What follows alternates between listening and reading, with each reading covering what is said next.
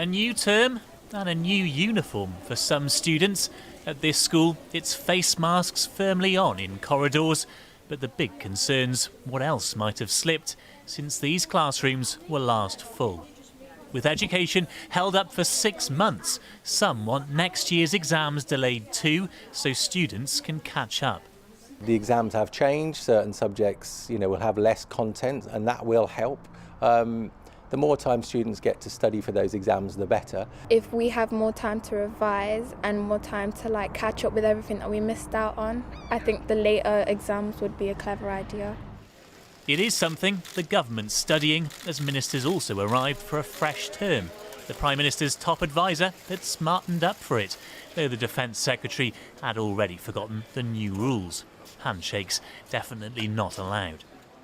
The Cabinet met socially distanced as the Prime Minister tries to pull the country back together. Of course, we know that there is still going to be more of this disease, this wretched COVID still to come, and although we know there will be more outbreaks, we're also absolutely confident that we are going to be able to deal with those outbreaks, and bit by bit this incredible country is getting back on its feet. But it's left the government on the back foot, as over at Parliament, MPs return too. Do you think the government's passing the test at the moment? Absolutely, 100%.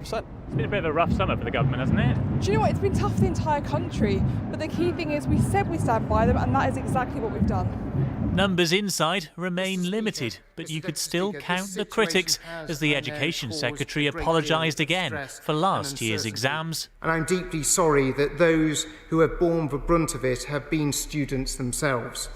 While Labour called for next year's to be delayed.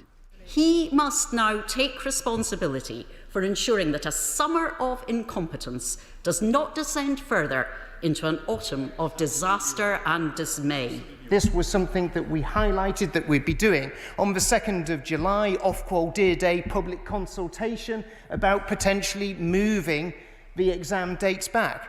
But even his own side wants a decision fast. Fair criticism of what's happened in recent weeks and months is that it was very last minute. There was a change in guidance. Guidance was withdrawn. It's really essential now that young people who are going into an examination year know as soon as possible when those exams are likely to happen. Teachers are divided on whether to delay exams, but just want certainty. As schools return, they'll be hoping that's one lesson the government has learned. Paul Brand, News at 10.